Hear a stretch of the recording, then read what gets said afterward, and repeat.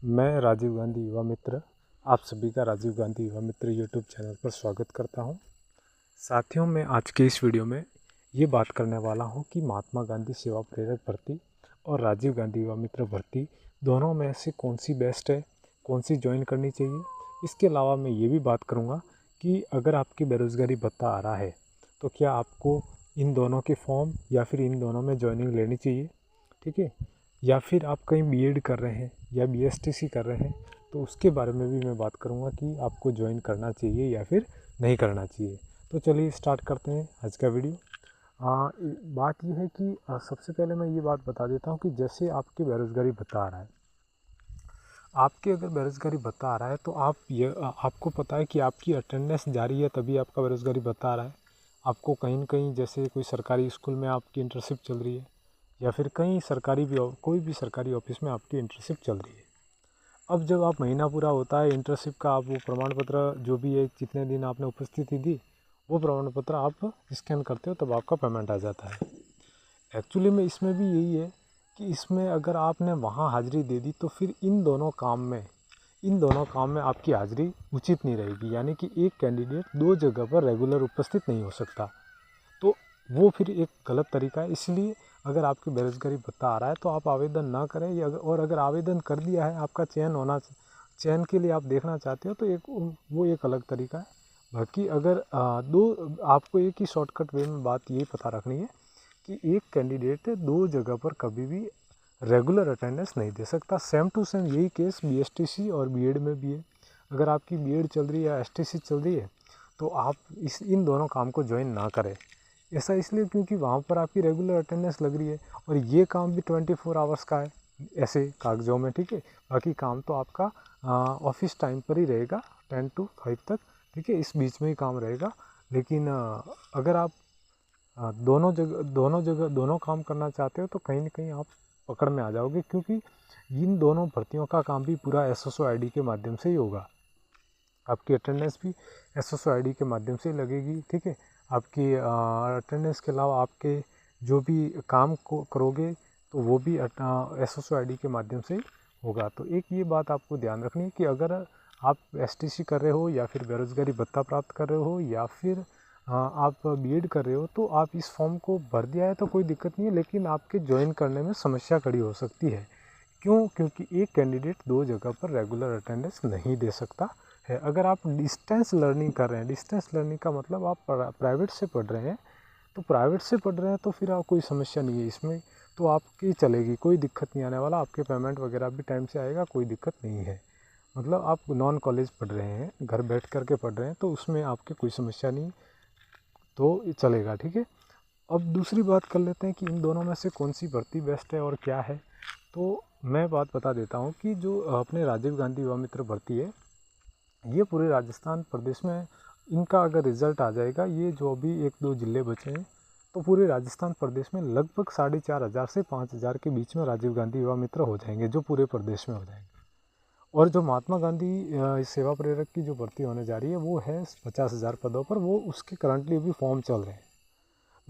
दोनों परमानेंट नहीं है और दोनों न संविदाकर्मी है। यानी कि इस दोनों भर्तियों को न तो अपन परमानेंट बोल सकते हैं और न ही अपन इसको संविदाकर्मी बोल सकते हैं। ये एक इंटर्नशिप प्रोग्राम है, यानी कि ये इंटर्नशिप टेनर के बेस पे है, यानी आपका ये काम इंटर्नशिप है, कुछ अवधि के लिए आपको सिखाया जाएगा और उसका आपको मानदेय दिया जाएगा और आपकी इंटर्नशिप समाप्त होने के बाद आपको हटाया भी जा सकता है, ऐसा उसमें नॉर्म्स में लिखा हुआ है। फॉर एग्ज़ाम्पल जो राजीव गांधी युवा मित्र भर्ती है वो 2 साल के लिए है और जो महात्मा गांधी सेवा प्रेरक भर्ती है वो 1 साल के लिए है, ठीक है। तो ये आपका टाइम पीरियड ख़त्म होने के बाद आपको हटाया भी जा सकता है। तो आप ये यकीन के साथ मत करिएगा कि हमारे को परमानेंट कर देंगे, और ये संविदा कर्मी के तौर में भी नहीं आती है, ये एक इंटर्नशिप कार्यक्रम के तहत आती है, ठीक है। दोनों में पद है, इसमें एक में 50,000 है महात्मा गांधी सेवा प्रेरक में और उसमें 5,000 है पूरे। अब दोनों के पेमेंट की बात करें तो दोनों के पेमेंट में राजीव गांधी युवा मित्र का पेमेंट है वो 17,500 रुपये है और जो महात्मा गांधी सेवा प्रेरक का जो पेमेंट है वो है 4,500 रुपये, ठीक है। महात्मा गांधी सेवा प्रेरक का काम होगा वो होगा आपके महात्मा गांधी जी के विचारों को और लोगों तक पहुंचाना, अधिक से अधिक लोगों तक पहुंचाना, समाज में शांति और हिंसा नहीं करने का संदेश देना, अहिंसा का संदेश देना, ठीक है। और इसके अलावा जो राजीव गांधी युवा मित्र का जो कार्य है वो है सरकार की जितने भी जन कल्याणकारी योजनाएं, उसमें जो पात्र परिवार है जो अज्ञानता के कारण नहीं ले पा रहे हैं फ़ायदा, उन लोगों को ढूंढ करके, जो वंचित है उनको ढूंढ करके उन पात्र परिवारों को ज़्यादा से ज़्यादा फ़ायदा दिलाना। ये आपकी किसकी कैटेगरी में आता है? ये आपकी आता है अपने राजीव गांधी युवा मित्र की कैटेगरी में आता है। दोनों की आयु के बारे में, जैसे अभी जो चल रहा है महात्मा गांधी सेवा प्रेरक भर्ती चल रहा है, इसमें मिनिमम आयु कितनी है? 21 वर्ष है। और राजीव गांधी युवा मित्र में मिनिमम आयु 18 वर्ष थी। और दूसरा बात कर देते हैं कि योग्यता की बात करें तो दोनों भर्तियों में योग्यता सरकार के द्वारा 12वीं पास रखी है। अगर आपने कहीं से भी 12वीं पास कर रखी है, जैसे आपने प्राइवेट कॉलेज से भी की है तो भी बेस्ट है, और गवर्नमेंट कॉलेज से की है तो भी बेस्ट है, ठीक है। और दोनों में ही आप आवेदन कर सकते हैं, लेकिन मिनिमम क्वालिफ़िकेशन आपकी 12वीं होनी चाहिए। 12वीं से नीचे वाले कोई भी सर्टिफिकेट मतलब 12वीं से नीचे, जैसे किसी ने 10वीं पास कर रखी है वो आवेदन करता है तो वो इस कैटेगरी में शामिल नहीं हो सकता है और आवेदन भी उसका रिजेक्ट हो जाएगा। ये है ओवरऑल। और इसके अलावा इन दोनों को जो चयन है, जैसे जो विभाग की बात करें तो जो राजीव गांधी युवा मित्र का जो विभाग है वो विभाग है अपना आयोजना विभाग, ठीक है। आर्थिक एवं सांख्यिकी निदेशालय जयपुर है, वही इसको ऑपरेट करता है और वही इसकी मॉनिटरिंग करता है, ठीक है।